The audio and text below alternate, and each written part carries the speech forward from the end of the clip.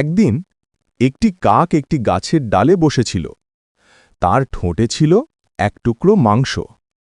কাকটি খুব খুশি ছিল এবং ভাবছিল কোথায় গিয়ে শান্তিতে খাবে। ঠিক তখনই এক চালাক শিয়াল সেখানে এসে কাকের মুখে মাংস দেখে লোভে পড়ে গেল। শিয়ালটি চিন্তা করল কিভাবে কাকের মুখ থেকে মাংসটা নেওয়া যায়। সে কাককে ফ্ল্যাটার করতে শুরু করল। শিয়াল বলল, প্রিয় কাক, তুমি দেখতে কত সুন্দর, নিশ্চয়ই তোমার গানের গলাও অসাধারণ। যদি তুমি একটু গান শোনাও আমি খুব খুশি হব।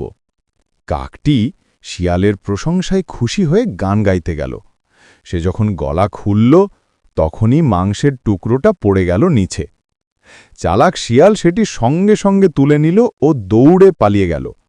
কাকটি তখন বুঝল অপ্রয়োজনীয় প্রশংসায় ভুল করে সে নিজের খাবার হারিয়েছে।